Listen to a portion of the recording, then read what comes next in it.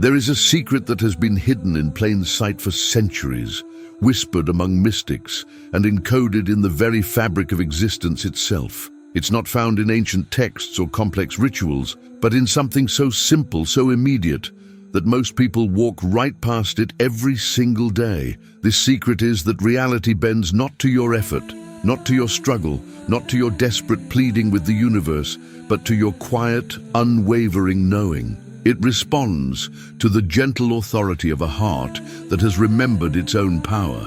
Most people approach manifestation like they're trying to break down a locked door with their bare hands, throwing themselves against it with affirmations, visualizations, and techniques until they're exhausted and defeated. But what if I told you that the door was never locked? What if the very act of pushing against it was what kept it sealed? What if reality is not a fortress to be conquered, but a loving friend waiting for you to simply turn the handle and walk through? Today, we're going to explore something that will fundamentally shift how you understand your relationship with the quantum field. We're going to discover why the most powerful manifestations often happen in moments of complete surrender, in the space between thoughts, in the profound stillness where your soul remembers who it truly is. This is not about learning new techniques or adding more complexity to your spiritual practice. This is about stripping away everything that isn't essential and returning to the elegant simplicity that your heart has always known. The quantum field doesn't speak the language of desperation or force. It speaks the language of resonance, of harmony, of a frequency so pure and coherent that it cuts through the noise of a chaotic world like a tuning fork striking crystal. When you learn to embody this frequency, when you learn to be the living expression of what you desire rather than someone who is trying to get it, the universe has no choice but to mirror back your inner reality. This is not magic, though it may seem magical. This is physics, though it operates beyond the physical. This is the natural law of creation responding to the natural law of your being. But here's where most people get lost. They think this frequency is something they need to manufacture, something they need to create through effort and technique. They believe they need to become someone different, someone more spiritual, someone more worthy. The truth is far more beautiful and far more simple. You already are this frequency. Beneath all the layers of conditioning, beneath all the stories of lack and limitation, beneath all the noise of a world that has forgotten its own divinity, there is a part of you that has never stopped vibrating at the frequency of pure creation. Your work is not to become this being. Your work is to remember that you already are. Let me share something with you that changed everything for me. 3 years ago, I met a woman named Sarah, a 47-year-old architect who had been struggling with manifestation for over a decade. She had read every book, attended every seminar, tried every technique. She could visualize with perfect clarity. She could feel gratitude even in difficult moments, and she understood the law of attraction better than most teachers. Yet her life remained stubbornly unchanged. She was drowning in debt. Her marriage was crumbling, and despite years of spiritual practice, she felt more disconnected from her dreams than ever. When Sarah came to me, she was at the end of her rope. She had one question that pierced through all the spiritual jargon and went straight to the heart of the matter. Why doesn't it work for me? As she spoke, I could see the pain in her eyes, the exhaustion of someone who had tried so hard for so long that she had forgotten who she was beneath all the trying. And in that moment, I realized that Sarah's problem wasn't that she didn't know how to manifest. Her problem was that she had forgotten how to be. You see, Sarah had turned manifestation into a job, a complex project with steps and stages and measurements of success. She was approaching the quantum field like an architect approaches a building, with blueprints and timelines and careful calculations. But the quantum field doesn't respond to blueprints. It responds to being. It responds to the quiet certainty of someone who knows, not because they've figured it out, but because they've remembered who they are. The breakthrough came when I asked Sarah to stop trying to manifest anything for 30 days. Instead, I invited her to simply be the woman who already had everything she desired. not to act like her, not to pretend to be her, but to genuinely inhabit the internal landscape of a woman whose marriage was thriving, whose business was abundant, whose life was a reflection of her deepest values. At first, Sarah resisted. This felt too simple, too easy. Where were the techniques? Where was the work? But slowly, she began to understand that being is the work, alignment is the technique, coherence is the method. Within those 30 days, something shifted in Sarah's world that defied explanation. Her husband, who had been distant and disconnected for months, began reaching out to her with a warmth she hadn't felt in years. A potential client called her out of the blue with a project worth more than she had made in the previous 6 months. Most importantly, Sarah began to feel like herself again. Not the version of herself that was trying to get somewhere, but the version that had always been whole, always been enough, always been exactly where she needed to be. This is the revolution I want to share with you today. It's not a revolution of doing more, but of being more fully who you already are. It's not a revolution of complexity, but of returning to the elegant simplicity that your soul recognizes as home. If you're feeling something stirring inside you as you listen to these words, if there's a part of you that's awakening to its own power, I want you to know that you're not alone in this journey. This community, this space we're creating together, is for people like you, people who are ready to remember their own magnificence. I want to invite you to subscribe to this channel, not because I need your subscription, but because I believe you need this community. I believe you need to be surrounded by voices that remind you of your own divinity, that call you back to your own power when the world tries to convince you that you're small. And in the comments below, I want you to share one word, just one word, that represents the version of yourself you're ready to embody. Maybe it's abundant, maybe it's peaceful, maybe it's radiant. Whatever it is, let it be a declaration, not to me, but to the universe itself. Let it be your quiet announcement that you're ready to step into the frequency that has been waiting for you all along. There's a language that exists beneath words, beneath thoughts, beneath the constant chatter of the mind.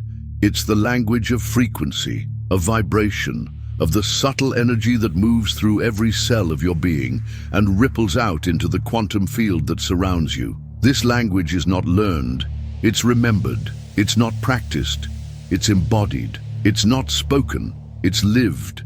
And when you begin to communicate in this language, when you begin to let your entire being become a living prayer, reality listens with an attention so complete, so immediate, that what once seemed impossible becomes inevitable. Most of us have been taught to communicate with the universe through our minds, through our words, through our desperate attempts to convince a reluctant cosmos to give us what we want. We bargain and plead and promise and petition, all the while missing the profound truth that the universe is not separate from us, waiting to be convinced. The universe is us, expressing itself through the unique frequency signature that is your individual consciousness. When you align with this truth, when you stop trying to get something from reality and start expressing something through reality, everything changes. This is why affirmations often fall flat, why vision boards gather dust,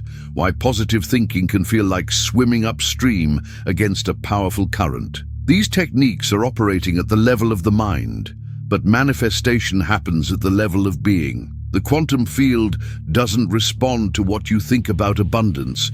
It responds to how abundance moves through your body. It doesn't care about your opinions on love. It cares about how love breathes through your heart. It's not interested in your concepts about health. It's attuned to the vitality that flows through your cells. Let me give you a practical example of what this looks like. When most people try to manifest money, they focus on the money itself, on the numbers in their bank account, on the things they'll buy when they have it. But money is not a frequency, it's a symbol. The frequency behind money is freedom, security, creative expression, the ability to care for yourself and others. When you embody these frequencies, When you let them become the operating system of your daily life, money has no choice but to show up as the natural expression of who you're being. I knew a man named David, a 52-year-old teacher who had been struggling financially for most of his adult life. David loved his work, but he was barely making ends meet, and he lived in constant anxiety about money. He tried all the usual manifestation techniques, but nothing seemed to work. Then one day, instead of trying to manifest money, David decided to embody the feeling of financial freedom. He began walking differently, speaking differently, making decisions from a place of abundance rather than scarcity. He started treating his current income, however small, with gratitude and respect. He began giving small amounts to causes he cared about, not because he had extra money, but because generosity was a quality of the financially free version of himself. The shift in David's external world was remarkable, but the shift in his internal world was even more profound. Within months, opportunities began appearing in his life that he would never have noticed before. A former student recommended him for a consulting position that paid 3 times his teaching salary. An old friend invited him to co-author a book that became a bestseller in their field. But more than the money, David discovered something that no external circumstance could ever give him: the unshakable knowing that he was inherently abundant, that his worth was not determined by his bank account, and that the universe was infinitely generous to those who remembered their own generosity. This is the power of speaking the language of frequency rather than the language of need. When you communicate with reality from a place of wholeness rather than hunger, from fullness rather than emptiness, from being rather than wanting, you tap into the creative force that shaped galaxies and sparked consciousness into existence. You become a co-creator rather than a supplicant, a partner in the divine dance rather than a beggar at the cosmic door. The most beautiful part of this language is that you already know it. Every cell in your body speaks it fluently. Every beat of your heart is a word in its vocabulary. Every breath you take is a sentence in its grammar. Your work is not to learn this language, but to remember it, to let it flow through you without the interference of doubt or the distraction of desperation. When you speak this language, when you let your entire life become a conversation with the infinite, miracles stop being unusual and start being natural. There's a moment in every spiritual journey when you realize that all the techniques, all the methods, all the systems you've been following are just scaffolding around the real work. They're helpful, they serve their purpose, but eventually you must step beyond them into the direct experience of what you've been seeking. This moment is both terrifying and liberating because it means you can no longer hide behind the complexity of spiritual practice. You must become the thing itself, the living embodiment of the consciousness you've been trying to achieve. Embodiment is not a concept you can understand with your mind. It's an experience you must live with your entire being. It's the difference between knowing about love and being love itself, between thinking about peace and becoming a living expression of peace, between wanting abundance and recognizing that you are abundance having a human experience. When you truly embody the qualities you desire, when they become as natural to you as breathing, the external world has no choice but to reorganize itself around your new internal reality. But here's what most people don't understand about embodiment. It's not a performance. It's not about acting like someone you're not until you convince yourself and others that you are. True embodiment is about removing everything that isn't authentically you, everything that doesn't belong to your essential nature, everything that's been layered on top of your original purity. It's about excavating the diamond of your true self from beneath the accumulated dust of conditioning and fear. I remember working with a woman named Maria, a 34-year-old marketing executive who came to me completely burned out and disconnected from her own life. She had achieved everything she thought she wanted: professional success, financial security, social recognition, but she felt empty inside, like she was living someone else's dream. Maria had been trying to manifest her dream life for years, but nothing she created felt truly satisfying. She was exhausted from trying to be someone she wasn't, and she was terrified of discovering who she actually was beneath all the expectations and obligations. The turning point for Maria came when I asked her to stop trying to manifest anything external and instead focus on manifesting herself. I invited her to spend time in silence, not trying to figure anything out, but simply being present with whatever arose. At first, Maria was uncomfortable with this simplicity. She was used to having goals, targets, metrics of success. But slowly, she began to relax into the spaciousness of not knowing, not needing to know, not needing to be anywhere other than exactly where she was. In that space of presence, Maria began to remember things about herself that she had forgotten. She remembered how much she loved to paint, something she hadn't done since college. She remembered her deep connection to nature, something her busy city life had crowded out. She remembered her natural compassion, her innate wisdom, her quiet strength. Most importantly, she remembered that she was already whole, already complete, already exactly who she needed to be. As Maria began to embody these forgotten aspects of herself, as she began to let her authentic nature guide her choices rather than her conditioned ideas about success, her external world began to shift in ways that seemed miraculous but were actually inevitable. She started a small art therapy practice that combined her business skills with her love of creative expression. She moved to a smaller town near the ocean where she could walk on the beach every morning. She attracted a romantic partner who saw and celebrated her authentic self rather than the polished professional persona she had been projecting. But the most profound change was internal. Maria stopped feeling like she was chasing her life and started feeling like she was living it. She stopped trying to manifest her dreams and started recognizing that she was the dream, manifesting itself through the unique vessel of her individual consciousness. This is the revolution of embodiment, the recognition that you are not separate from what you seek. You are what you seek, expressing itself through the beautiful, temporary form of your human experience. When you truly understand this, when you feel it in your bones rather than just thinking it in your mind, everything becomes simple. You stop trying to get love and start being love. You stop chasing abundance and start recognizing your inherent fullness. You stop searching for peace and start resting in the peace that you are. This is not about becoming someone new.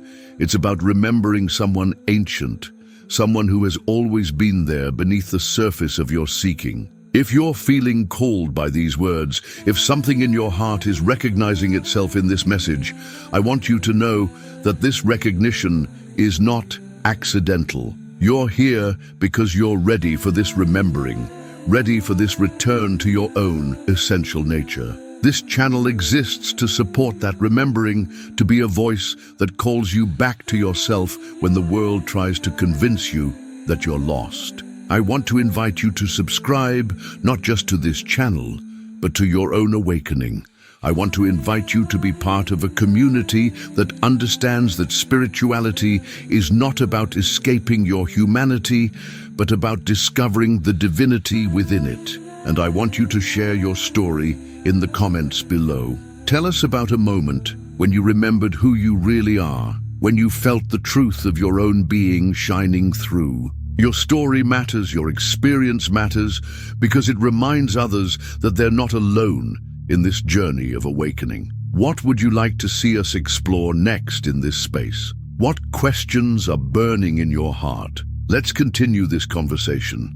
Let's continue this revolution of remembering together. There comes a point in every seeker's journey when the very thing you've been trying so hard to achieve can only be received in the moment you stop trying. It's the cosmic joke that mystics have laughed about for millennia. The treasure you've been searching for everywhere else has been waiting patiently in the one place you forgot to look, the present moment of your own being. This is not failure. This is graduation. This is not giving up. This is growing up into the mature understanding that the universe operates on principles far more elegant and intelligent than our small minds can conceive. Surrender is perhaps the most misunderstood word in the spiritual vocabulary. Most people think it means becoming passive, giving up their dreams, accepting less than they deserve. But true surrender is the most powerful act available to human consciousness. It's the recognition that your individual will, no matter how strong, is just a single instrument in an infinite cosmic orchestra. When you learn to play your part in harmony with the whole, when you let your desires align with the deeper intelligence that moves the stars and grows the flowers, your individual power becomes amplified by the power of all creation. This is why the most profound manifestations often happen not when we're pushing and striving, but when we're in a state of relaxed receptivity, when we're so aligned with our deepest truth that we forget we're trying to manifest anything at all. In these moments, we become transparent channels for the creative force of the universe,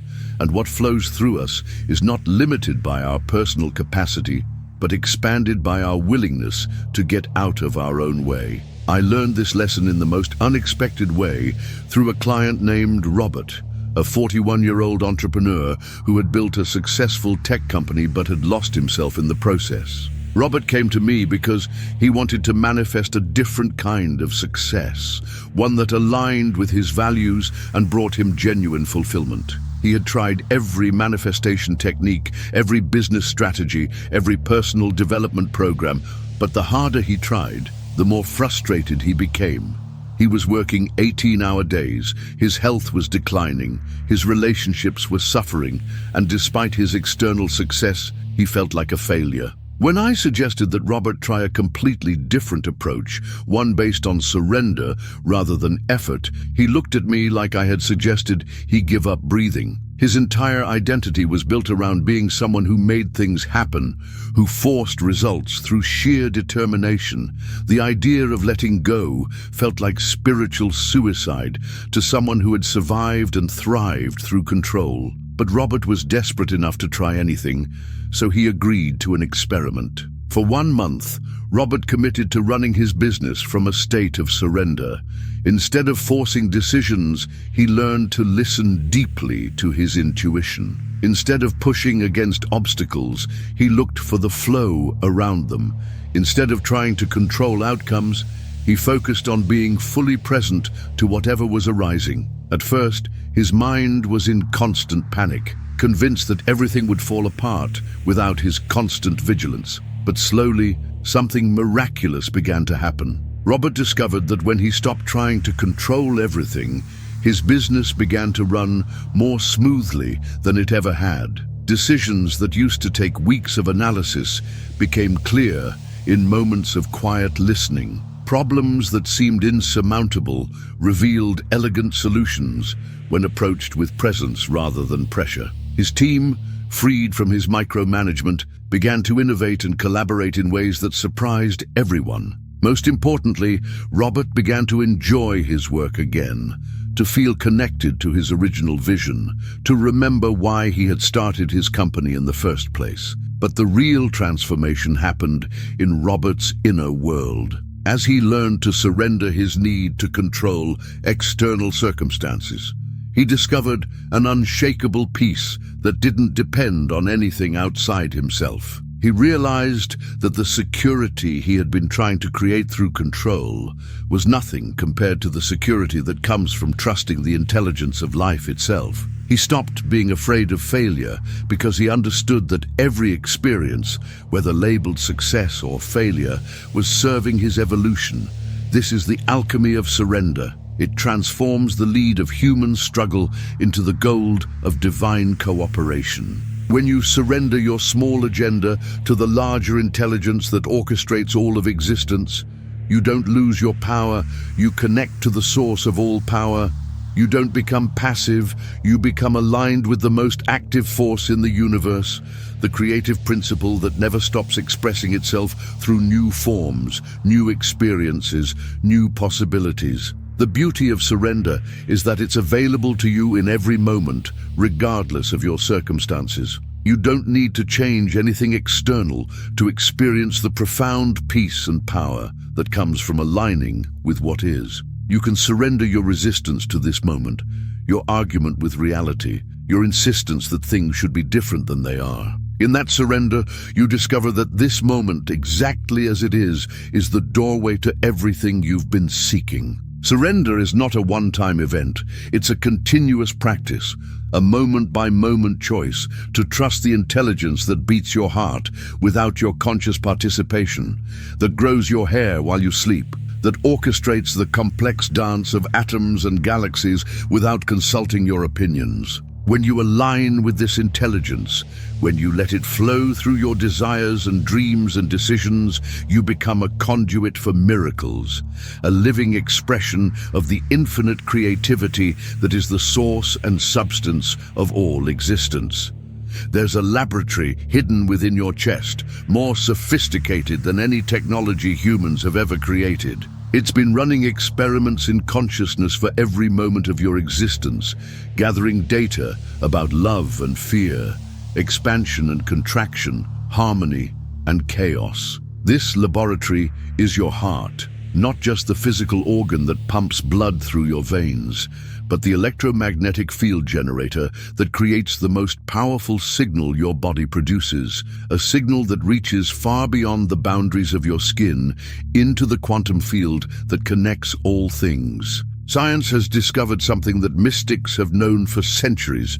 The heart has its own neural network, its own form of intelligence that operates independently from the brain. This heart intelligence doesn't think in linear sequences like the mind does. It perceives in patterns, in wholeness, in the interconnected web of relationships that underlies all apparent separation. When your heart is coherent, when it's beating in a smooth, harmonious rhythm that reflects emotional balance and inner peace, it sends a signal to your brain that everything is well, everything is safe, everything is possible. But here's what most people don't realize.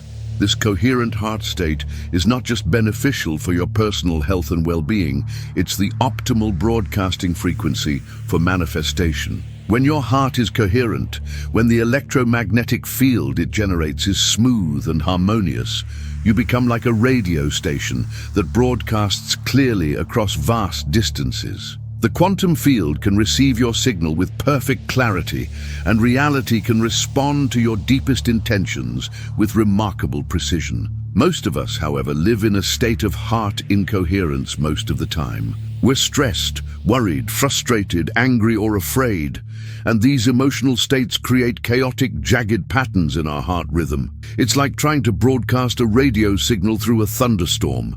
The message gets scrambled, distorted, lost in the static of emotional turbulence.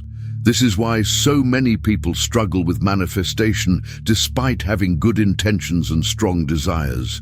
Their heart's signal is incoherent, and the universe literally cannot understand what they're asking for. The path to heart coherence is surprisingly simple, though not always easy. It begins with the recognition that your emotional state is not something that happens to you. It's something you can consciously influence through your breath, your attention, and your appreciation. When you breathe slowly and deeply, when you focus your attention on your heart center, when you cultivate genuine feelings of gratitude and appreciation, your heart rhythm automatically shifts into coherence. I witnessed the power of this principle through a woman named Jennifer, a 28-year-old nurse who had been struggling with chronic anxiety and depression for most of her adult life. Jennifer had tried therapy, medication, and various spiritual practices, but nothing seemed to provide lasting relief. She felt trapped in a cycle of negative thoughts and emotions that colored every aspect of her experience. When she learned about heart coherence, she was skeptical but willing to try one more approach. Jennifer began practicing heart coherence techniques for just 5 minutes every morning and evening. She would place her hand on her heart, breathe slowly and deeply, and focus on something she genuinely appreciated. Sometimes it was as simple as the warmth of sunlight on her face or the taste of her morning tea. At first, the practice felt mechanical, forced, but gradually something began to shift. Jennifer started to notice moments throughout her day when she felt naturally centered, naturally peaceful, naturally connected to something larger than her personal concerns. As Jennifer's heart coherence practice deepened, her external world began to transform in ways that seemed miraculous. but were actually the natural result of her changed internal state. Her relationships improved as people were drawn to her new sense of calm and presence. Opportunities appeared in her career that aligned perfectly with her values and interests. Her health improved as her nervous system learned to operate from rest and repair rather than fight or flight. Most importantly, Jennifer discovered an unshakable sense of well-being that didn't depend on external circumstances. This is the power of the coherent heart. It doesn't just change how you feel, it changes how you vibrate.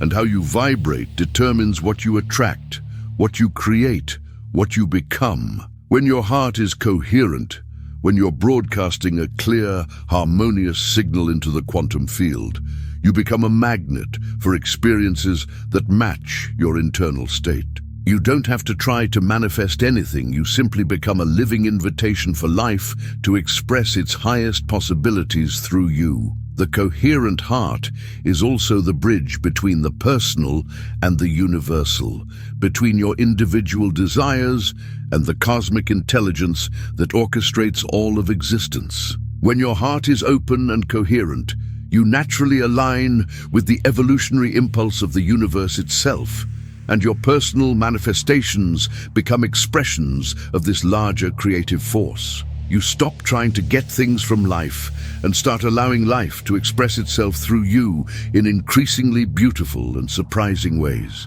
The invitation is simple. Begin to treat your heart as the sacred space it is, the altar where human and divine consciousness meet. Learn to breathe into this space, to rest your attention here, to generate feelings of appreciation and love, not because you're trying to manifest something specific, but because appreciation and love are the natural expressions of a coherent heart. When you live from this space, when you make decisions from this space, when you relate to others from this space, you become a force of healing and transformation in the world. And the world responds by reflecting back to you the very qualities you're embodying. As we reach the final movement of our journey together, I want to leave you with the most important truth of all. You are not broken. You have never been broken. And nothing you could ever do or fail to do could diminish the essential perfection of your being. Every technique we've explored, every principle we've discussed, every story we've shared has been pointing to this one fundamental recognition that you are already whole, already complete, already connected to the infinite source of all creation. The quantum field doesn't respond to your needs because you don't actually need anything. It responds to your being because you are an expression of the same creative consciousness that brings galaxies into existence and guides the migration of birds across impossible distances. When you remember this truth, when you feel it in your bones rather than just thinking it in your mind, manifestation becomes as natural as breathing, as inevitable as sunrise, as simple as allowing what already is to express itself through the unique vessel of your individual existence. This remembering is not a one-time event, it's a lifetime practice, a moment-by-moment choice to return to the truth of who you are beneath all the stories of limitation and separation. Sometimes this remembering will feel easy, like coming home after a long journey. Sometimes it will feel challenging, like swimming upstream against the current of collective forgetting. But every time you choose truth over illusion, love over fear, presence over distraction, you strengthen not only your own connection to Source, but the collective field of consciousness that we all share. The revolution we've been exploring together is not just personal, it's planetary. Every individual who remembers their own wholeness, who learns to live from their essential nature rather than their conditioned patterns, contributes to the awakening of human consciousness itself. You are not just healing your own life, you are healing the wounds of separation that have plagued humanity for centuries. You are not just manifesting your personal dreams, you are participating in the manifestation of a new world, a world where love is more powerful than fear, where cooperation is more intelligent than competition, where the recognition of our fundamental unity transforms every aspect of human experience. This is why your awakening matters so much, why your healing is so important, why your return to wholeness is a gift not just to yourself, but to all of existence. When you embody the truth of who you are, when you live from the frequency of your essential nature, you become a lighthouse in a world that has forgotten its way home. You become a reminder that it's possible to live differently, to love more deeply, to trust more completely, to create more beautifully. As you continue on this path, as you continue to explore the infinite mystery of your own being, remember that you are not walking alone. You are part of a global community of souls who are awakening to their own divinity, who are learning to create from love rather than fear, who are committed to the healing and transformation of our world. Every step you take on this journey, every moment of coherence you embody, every act of love you express ripples out into the collective field and makes it easier for others to remember their own truth. The quantum field that we've been exploring is not separate from you, it is you, expressing itself through the beautiful temporary form of your individual existence. You are not a visitor in this universe. You are the universe visiting itself through your unique perspective. You are not trying to get something from creation. You are creation expressing itself through you. When you truly understand this, when you feel this truth in every cell of your being, the question is no longer how to manifest what you want, but how to allow what wants to be born through you to emerge into form. Thank you for taking this journey with me, for opening your heart to these possibilities, for being willing to remember who you truly are. The conversation doesn't end here. It continues in every moment you choose presence over distraction, love over fear, truth over illusion. It continues in the comments below, where I hope you'll share your own experiences of awakening, your own stories of transformation, your own insights and questions. It continues in the community we're building together, a community committed to the recognition that we are all facets of the same infinite diamond, each reflecting the light of consciousness in our own unique way. The revolution is not coming. It's here, and it's happening through you as you. In every moment you choose to remember the truth of your own magnificent being.